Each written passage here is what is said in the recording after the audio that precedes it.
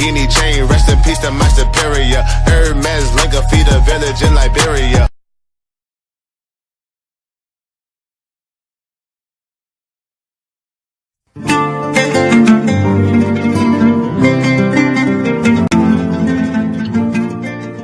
José Riguin, je suis d'origine belge.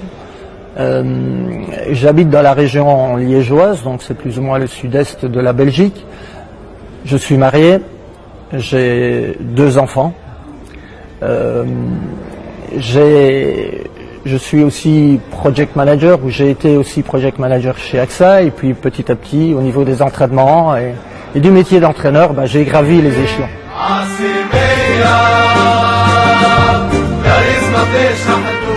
Disons, mon parcours, il est à la fois national et international. Alors, j'ai été aussi entraîneur et j'ai été aussi directeur sportif. Donc, sur le plan national, j'ai officié notamment au Standard de Liège, dont les couleurs sont similaires au club africain, et la ferveur aussi, je pense, parce que c'est aussi un public très chaud. C'est un club qui ne laisse personne indifférent. J'ai été aussi au RAEC Mons, où j'ai notamment eu la chance d'engager Ossine Raguet, qui sortait de l'équipe espoir du PSG à l'âge de 19 ans. Donc on a fait un parcours ensemble. Et au niveau international, j'ai fait pas mal de choses. J'ai entraîné en Angleterre notamment. J'ai entraîné en France. J'ai été engagé par Aspire Academy comme co-directeur de l'académie pour mettre sur pied un plan de développement du football.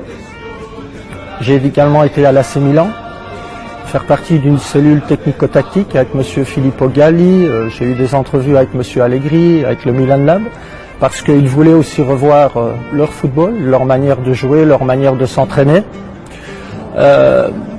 J'ai aussi défendu un concept d'entraînement qui m'a amené à faire des présentations d'entraînement à peu près partout dans le monde. Je suis passé par le Real de Madrid, je suis passé par la Floride, je suis passé par Galatasaray.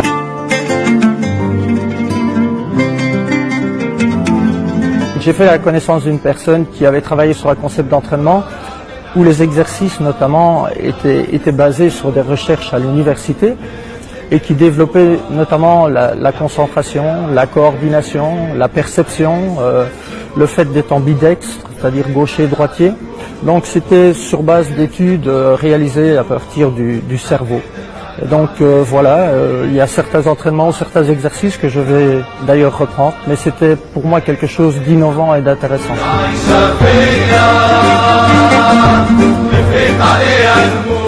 Je pense que par exemple les matchs qu'ils ont joués à la Coupe du Monde, ils devraient pouvoir les jouer à répétition pour avoir ce vécu contre les équipes européennes. On voit que les équipes africaines, malheureusement, ne sont plus là maintenant, mais ça a été le cas aussi des équipes sud-américaines. Donc voilà.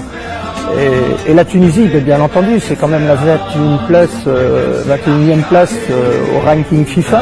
C'est le premier club africain, donc ça signifie quelque chose. Voilà.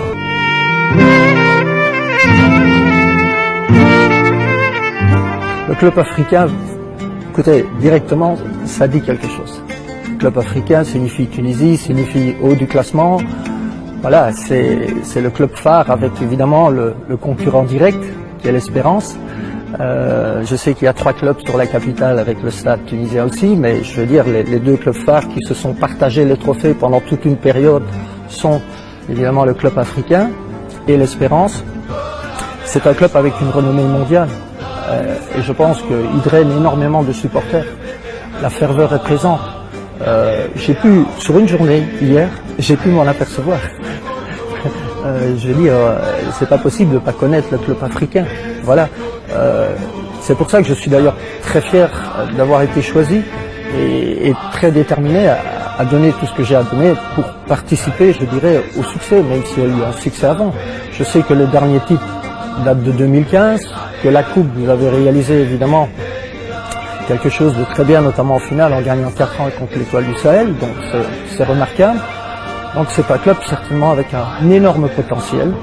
Et moi aussi, ce qui m'a convaincu, clairement, c'est évidemment la rencontre avec votre président et le projet dont il m'a parlé.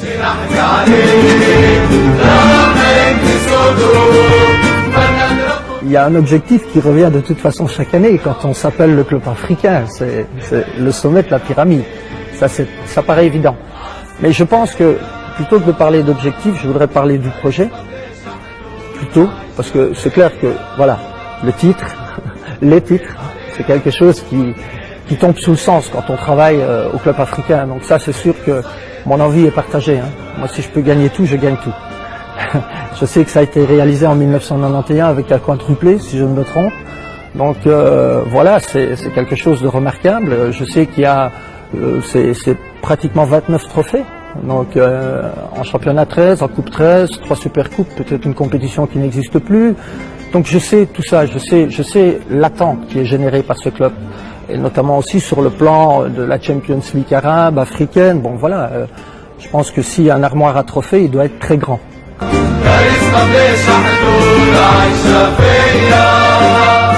Bah, les promesses, vous savez, c'est quelque chose qui est parfois dangereux. Mais j'ai pas peur de le dire. Il y a une chose que je peux leur promettre, c'est que je suis ici pour eux, pas pour moi, ça c'est un. Je suis ici, je le répète, parce que j'ai vu le président et je connais la ferveur de ce club. Et donc, la promesse, c'est que je ferai tout pour satisfaire toutes les personnes qui travaillent pour le club, satisfaire tous ces supporters qui donnent tellement au club. Voilà. Et si ça se traduit par plusieurs trophées, je serai forcément le premier heureux. Yamagini chain, rest in peace to my superior. Hermes, Linga, feed a village in Liberia.